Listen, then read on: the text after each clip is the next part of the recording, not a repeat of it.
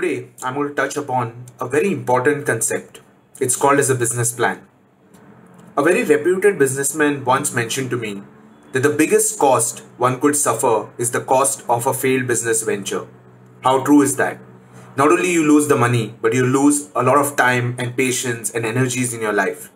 That is why it's very important to prepare a business plan before you undertake or start any new business. So what is a business plan? Let's say you are putting up a restaurant. You would definitely want to know whether it's viable, whether it will be profitable to start a restaurant or not. So if you want to know whether a restaurant will be profitable or not, you definitely would like to know what kind of revenues will that restaurant fetch you. How would you know that? You can make an assessment of the number of people who could perhaps visit restaurant at the place where you're starting up that particular restaurant.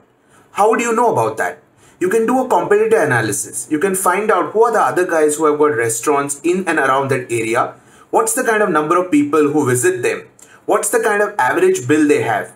What is the number of times people come depending upon the number of slots available in that particular restaurant? If you multiply these things, that's the number of people into the average spend per person into the number of times they come, you'll be able to come to some sort of a revenue that the restaurant will fetch you. Of course, you'll have to compare that with the kind of cuisine we offer versus what kind of cuisine the competitor offers. In addition to that, you can do some sort of a demand analysis by creating a small sample size around your known population, the kind of people you expect to come to a restaurant, and prepare a questionnaire where you ask questions like how many times do people visit a particular restaurant? What's the kind of average bill size they raise in that particular restaurant? You will come to know, even more important, what kind of cuisine do they prefer? What kind of sitting arrangements do they like? So even a mix of quantitative and qualitative factors will help you arrive at what kind of revenues will that particular venture fetch for you. When you do that, you have to also analyze the kind of cost it will have to run operations. What is the rent you will pay in that particular place? What's the kind of people you need to have? What's the kind of other administration cost you need? You need to put all these costs together and compare them against the revenues it could fetch you, not over 1 year, but maybe over a period of 2, 3 years or 5 years. It will tell you over a period of 5 years what kind of profitability you will make.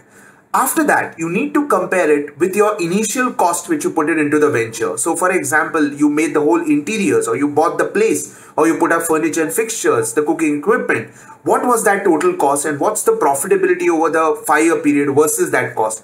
That will tell you how quickly did you recover that initial cost of investment. Was it over a period of 1 year, 2 years, 3 years? And then you can take a more conscious call whether it's worth putting in that upfront money for that venture depending on the kind of returns you're going to make. So all in all, this comprises a business plan which will help you to take a wise decision when you're deciding to start your own business. So a must for your venture is a business plan.